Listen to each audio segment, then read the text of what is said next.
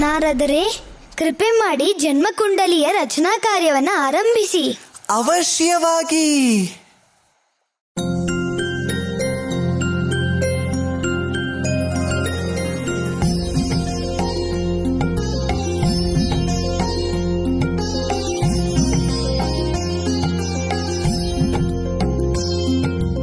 ಅಯೋಧ್ಯೆಯ ಕುಲರತ್ನಗಳ ಜಾತಕದ ರಚನೆಯೇ ಸೌಭಾಗ್ಯ. ದೇವ ಸುದರ್ಶನ ಗಿರಿ ಸುಕುಮಾರ, ದೇವ ಸುದರ್ಶನ ಗಿರಿ ಸುಕುಮಾರ, ರೂಪದಿ ಜನಿಸುವ ಪರಮ ತೇಜಸ್ವಿ, ಶತ್ರುಗಳ ಸಂಹಾರಕ ನಾಮ ಸುಮಿತ್ರಾನಂದನ ಶತ್ರುಘ್ನ. ಅಯೋಧ್ಯೆಯ ಕುಲರತ್ನಗಳ ಜಾತಕದ ರಚನೆಯೇ ಸೌಭಾಗ್ಯ.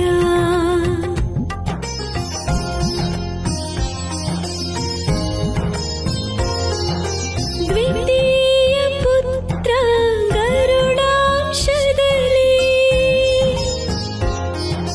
ದ್ವಿತೀಯ ಪುತ್ರ ಗರುಡಾಂಶದಲ್ಲಿ ಜನಿಸುವ ಪ್ರೇಮದ ಮೂರ್ತಿಯಾಗಿ, ಪ್ರಜೆಗಳ ಪಾಲಿಪ ಭರತ ಕುಮಾರ, ಆದರ್ಶ ಪ್ರಿಯ ಸೋದರ ಶ್ರೇಷ್ಠ. ಅಯೋಧ್ಯೆಯ ಕುಲರತ್ನಗಳ ಜಾತಕದ ರಚನೆಯೇ ಸೌಭಾಗ್ಯ.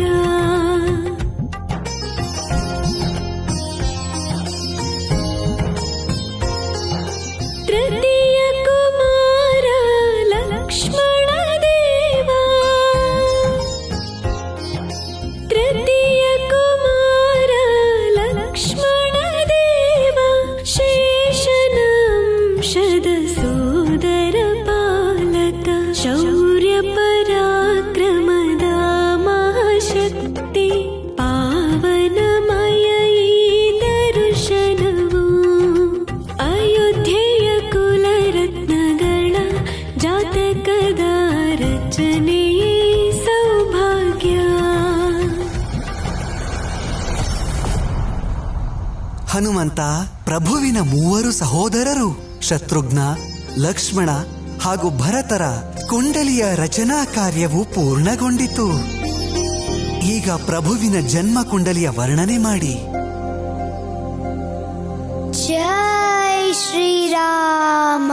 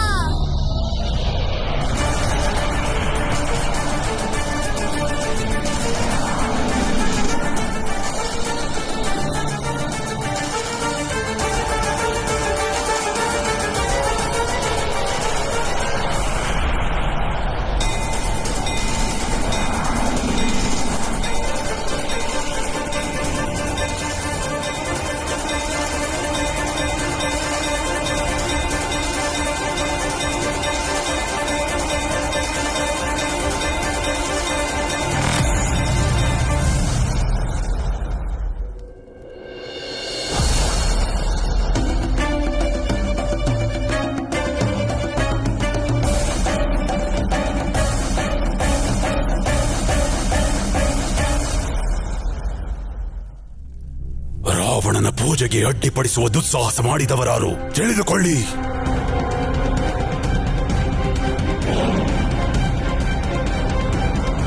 ಈಗಲೇ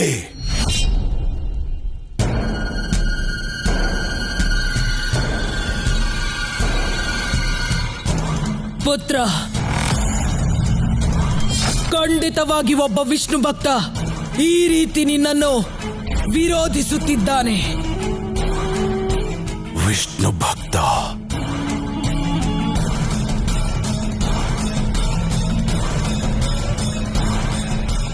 ಈ ಸೃಷ್ಟಿಯ ಪ್ರತಿ ಜೀವಿಯ ಮನಸ್ಸಿನಲ್ಲೂ ರಾವಣ ಉಲ್ಲೇಖಿತ ನಿಯಮವನ್ನು ಬಿತ್ತಬೇಕು. ಸಮಸ್ತ ಸೃಷ್ಟಿಯ ಈ ನವವಿಧಾತ ಹಾಗೂ ಇವನ ಕ್ರೋಧದ ತೀವ್ರತೆ ಎಷ್ಟೆಂದು ಪರಿಚಯಿಸಬೇಕು. ಭಯದಿಂದ ಭಕ್ತಿಯ ಜನನವಾಗುತ್ತದೆ. ಆಗ ವಿಷ್ಣು ನಾಮ ಸ್ಮರಣೆ ಮಾಡುವ ದುಸ್ಸಾಹಸಕ್ಕೆ ಯಾರೂ ಕೈ ಹಾಕುವುದಿಲ್ಲ.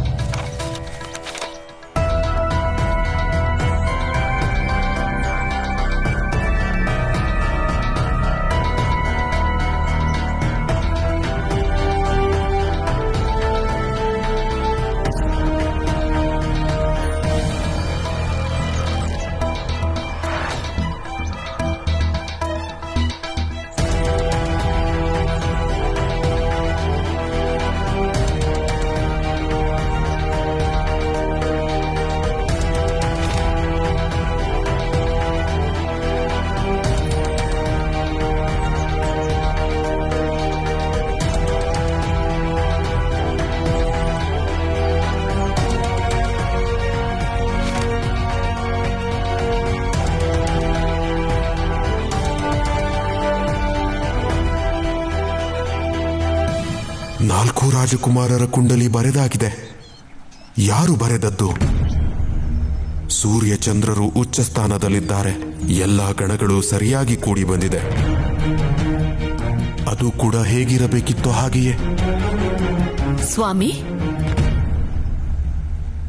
ರಾತ್ರಿ ಪೂರ ನೀವು ನಿದ್ರಿಸಿಲ್ಲವೆಂದು ತೋರುತ್ತಿದೆಯಲ್ಲ. ನಾವು ರಾತ್ರಿ ಇಡೀ ನಿದ್ದೆ ಮಾಡಿದ್ದೇ ಸಮಸ್ಯೆಯಾಗಿದೆ. ಆದರೆ ನಮಗೆ ಇದು ತಿಳಿಯುತ್ತಿಲ್ಲ, ನಾವು ಕುಂಡಲಿ ಯಾವಾಗ ಬರೆದೆವು. ನನಗನ್ನಿಸುತ್ತಿದೆ ನೀವು ಧ್ಯಾನಮಗ್ನರಾಗಿದ್ದೀರಿ ಎಂದು. ದೇವಿ, ಈ ಬರಹವನ್ನು ನೋಡುತ್ತಿದ್ದರೆ ಸ್ವಯಂ ಮಹಾದೇವನೇ ಇದನ್ನ ಬರೆದಂತೆ ಪ್ರತೀತವಾಗುತ್ತಿದೆ. ಅಂದರೆ ತಿಳಿದುಕೊಳ್ಳಿ ಸ್ವಾಮಿ, ನೀವು ಇದನ್ನು ರಚಿಸುವಾಗ ಆ ತಾಯಿ ಸರಸ್ವತಿಯೇ ಲೇಖನಿಯಲ್ಲಿ ಸಾಕ್ಷಾತ್ಕರಿಸಿದ್ದಳು ಎಂದು. ಇನ್ನು ತಡ ಮಾಡಬೇಡಿ. ಈ ಕೂಡಲೇ ಅರಮನೆಗೆ ತೆರಳಿ. ಅಲ್ಲಿ ಎಲ್ಲರೂ ನಿಮಗಾಗಿ ಕಾಯುತ್ತಿರುತ್ತಾರೆ.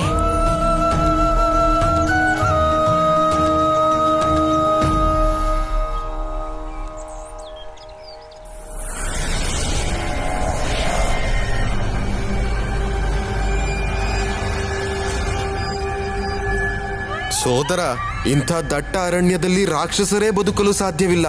ಬೇರೆಯವರು ಹೇಗೆ ಬದುಕುತ್ತಾರೆ?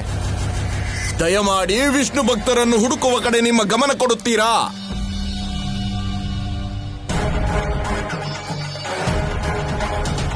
ಸೋದರ, ನಿಮಗೆ ನನ್ನ ಮಾತಿನ ಅರ್ಥ ಆಗುತ್ತಿಲ್ಲ. ರಾಕ್ಷಸರುಗಳಾದ ನಮ್ಮ ಸಮಯ ಸದ್ಯಕ್ಕೆ ಸರಿಯಿಲ್ಲ. ಒಂದು ಕಡೆ ವಾನರರ ಭಯ, ಇನ್ನೊಂದು ಕಡೆ ನರರ ಭಯ, ಮತ್ತೊಂದೆಡೆ ಇಬ್ಬರು ಸೇರಿಬಿಟ್ಟರೆ ಎನ್ನುವ ಭಯ ಅಲ್ಲವೇ? ಇಲ್ಲಿ ಕೇಳು ಸೋದರ, ನಾವು ಮಹಾರಾಜ ರಾವಣರ ವಿಶ್ವಾಸ ಗಳಿಸಬೇಕೆಂದಿದ್ದರೆ ವಿಷ್ಣು ಭಕ್ತರನ್ನು ಆದಷ್ಟು ಬೇಗ ಹುಡುಕಬೇಕು. ಒಂದು ವೇಳೆ ಹುಡುಕಲಾಗದಿದ್ದರೆ ನಿಮ್ಮನ್ನು ಕರೆದುಕೊಂಡು ಹೋಗಿ ಮಹಾರಾಜರ ಮುಂದೆ ನಿಲ್ಲಿಸುತ್ತೇನೆ. ಆಗ ನೀವೇ ಉತ್ತರ ಕೊಡಿ. ಹುಡುಕುತ್ತೇನೆ.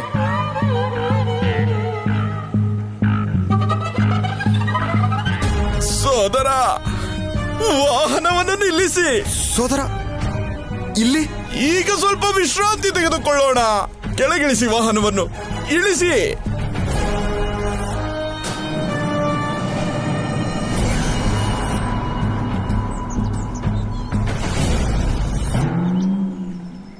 ಬನ್ನಿ. ಅಯ್ಯೋ ಸೋದರ,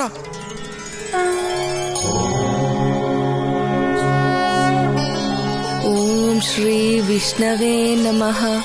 ಓಂ ಶ್ರೀ ವಿಷ್ಣವೇ ನಮಃ. ಓಂ ಶ್ರೀ ವಿಷ್ಣವೇ ನಮಃ. ಓಂ ಶ್ರೀ ವಿಷ್ಣವೇ ನಮಃ.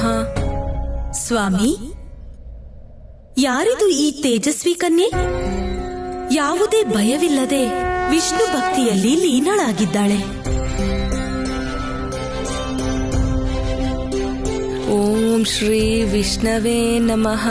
ಶ್ರೀಹರಿ ವಿಷ್ಣುವಿನ ಪರಮ ಭಕ್ತೆ ದೇವಿ ವೇದವತಿ. ವೇದವತಿ,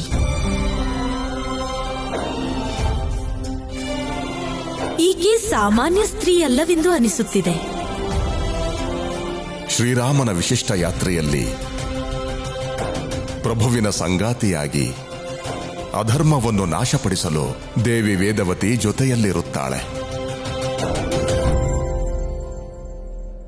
ಅಂದರೆ ವಿಷ್ಣುವಿನ ಅವತಾರದ ದಿವ್ಯ ಲೀಲೆಯಲ್ಲಿ ದೇವಿ ವೇದವತಿ ತಾನೇ ಸೀತೆಯ ರೂಪ ತಾಳುತ್ತಾಳೆ.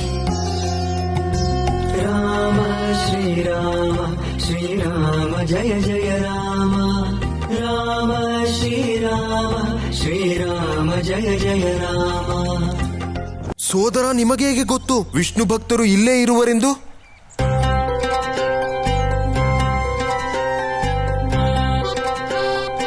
ಈ ಸ್ತ್ರೀಯನ್ನು ಈ ಕ್ಷಣವೇ ಬಂಧಿಸಿ ವಿಧಾತ ರಾವಣರ ಬಳಿಗೆ.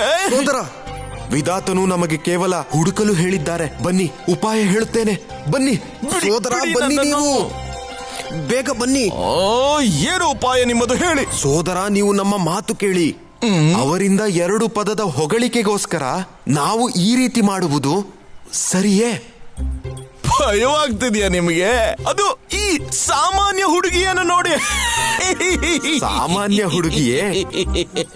ಸೋದರ, ಯಾವ ಹುಡುಗಿಯ ವಿಷ್ಣುವಿನ ಜಪ ಲಂಕೆಯವರೆಗೂ ಕೇಳಿಸಿದೆ ಎಂದರೆ ಆ ಹುಡುಗಿ ಸಾಮಾನ್ಯದವಳೆ ಹೇಳಿ?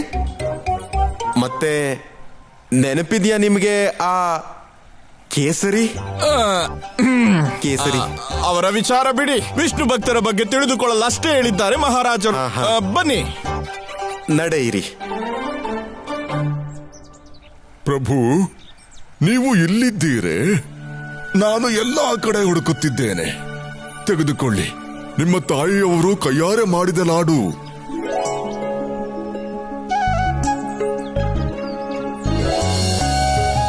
ಲಾಡು? ಪ್ರಭು, ದೇವಿ ಅಂಜನಿಯವರು ತಮ್ಮ ಕೈಯಾರೆ ತಯಾರಿಸಿದ ಲಾಡು.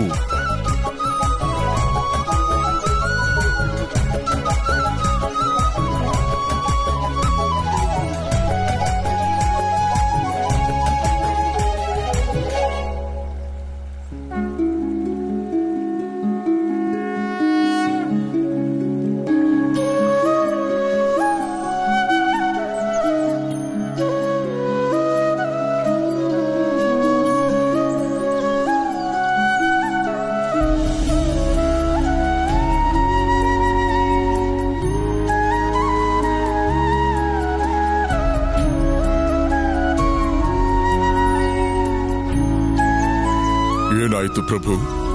ಅಮ್ಮ ತಯಾರಿಸಿದ ಲಾಡನ್ನು ತಿನ್ನದೆ ಹಾಗೆ ಇಡುತ್ತಿದ್ದೀರಿ? ನಿಮ್ಗೆ ಹೇಗ್ ಹೇಳೋದು ತಾತ? ಮೊದಲು ಈ ಲಾಡುಗಳನ್ನ ನಾವು ನಮ್ಮ ಆರಾಧ್ಯ ದೇವರು ಕೊಡ್ಬೇಕು.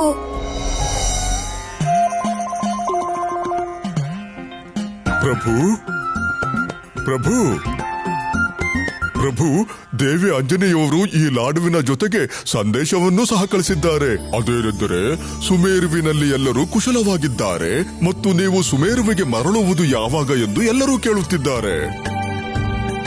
ಪ್ರಭು, ನಮ್ಮ ಪ್ರಕಾರ ನಾವಿಲ್ಲಿಗೆ ಬಂದ ಕಾರ್ಯಗಳೆಲ್ಲವೂ ಸಫಲವಾದಂತಾಗಿದೆ. ಇನ್ನು ನಾವು ಹೊರಡಬಹುದಲ್ಲವೇ ಪ್ರಭು? ಇಲ್ಲ ಇಲ್ಲ ತಾತ, ಇನ್ನ ಪ್ರಭುಗಳು ಈಗಷ್ಟೇ ಜನಿಸಿದ್ದಾರೆ. ಇನ್ನು ಪ್ರಭುಗಳ ನಾಮಕರಣ ಕಾರ್ಯ ಕೂಡ ಆಗಿಲ್ಲ. ನಾವಿಲ್ಲಿ ಕುಶಲವಾಗಿದ್ದೀವಿ ಅಂತ ಅಮ್ಮಂಗೆ ಸಂದೇಶವನ್ನ ಕಳಿಸ್ಬಿಡಿ. ಅವರ ಮಾರುತಿ ಆನಂದವಾಗಿದ್ದಾರೆ ಅಂತಾನು ಹೇಳಿ. ಆಗ ಅವರು ನಮ್ಮ ಬಗ್ಗೆ ಚಿಂತೆ ಮಾಡೋದಿಲ್ಲ.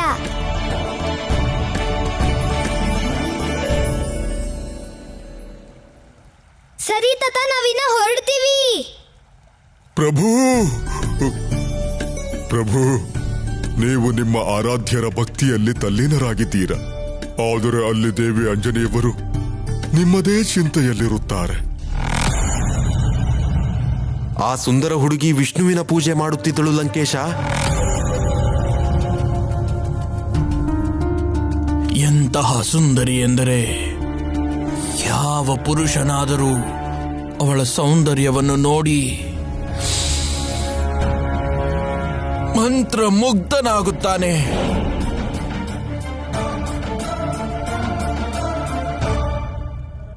ಆದರೆ ನಾವೇನು ಮಾಡಲಿಲ್ಲ. ಅವರ ಬಗ್ಗೆ ಮಾಹಿತಿ ಕೊಡಲಷ್ಟೇ ನಾವು ಬಂದದ್ದು ಪ್ರಭು.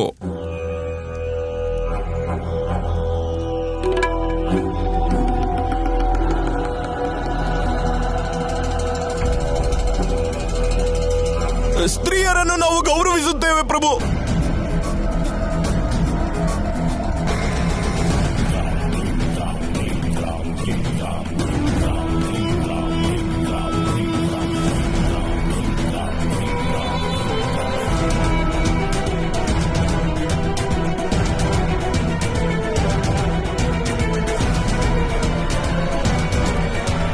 ಏಕಾಂತ.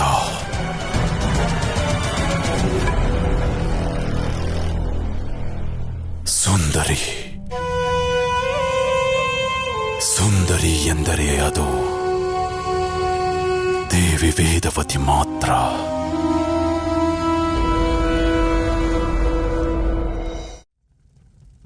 ರಾವಣ,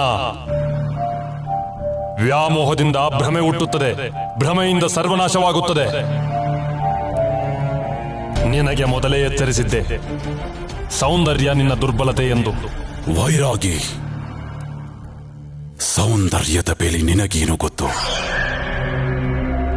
ಸೌಂದರ್ಯವನ್ನು ಗುರುತಿಸುವುದು ಕೂಡ ಒಂದು ಕಲೆ, ಮತ್ತು ನಾವು ಅದ್ಭುತ ಕಲಾಕಾರ. ಇದಕ್ಕಾಗಿ ನಿನ್ನ ರಾಜನೀತಿಯನ್ನು ಮರೆಯುವೆಯಾ? ನಾಶ ಮಾಡುವುದಿದ್ದರೆ ಇಡೀ ಕುಲವನ್ನೇ ನಾಶ ಮಾಡು. ಋಷಿ ಕುಶಧ್ವಜನನ್ನು ಕೊಂದು ಅವನ ಪುತ್ರಿಯನ್ನು ಜೀವಂತವಾಗಿ ಬಿಟ್ಟೆ. ವಿಧಾತರಿಂದ ಇಂತಹ ತಪ್ಪು ನಡೆಯಬಹುದೇ? ನಾವು ಜೀವಂತವಾಗಿ ಬಿಟ್ಟಿದ್ದು ವೇದವತಿಯನ್ನಲ್ಲ, ಅವಳ ಸೌಂದರ್ಯವನ್ನು.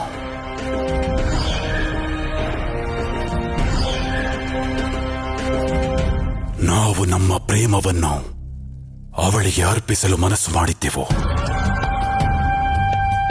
ಅಂದ ಮೇಲೆ ಅವಳನ್ನು ನಮ್ಮ ಕೈಯಿಂದಲೇ ವಧಿಸಲು ಹೇಗೆ ಸಾಧ್ಯ? ನೆನಪಿರಲಿ, ಸೌಂದರ್ಯ ಎಲ್ಲ ಶಸ್ತ್ರಗಳಿಗಿಂತಲೂ ಅಪಾಯಕಾರಿ. ಅಂದ ಮೇಲೆ ಅದರೊಂದಿಗೆ ಸರಸವಾಡಿಯೇ ತೀರುತ್ತೇವೆ. ಸೌಂದರ್ಯವನ್ನು ಸವಿಯುವ ಸಮಯ ಬಂದಾಗಿದೆ. ಆ ಸೌಂದರ್ಯ ಸ್ವಾಧೀನಕ್ಕೂ ಇದು ಸೂಕ್ತ ಸಮಯ.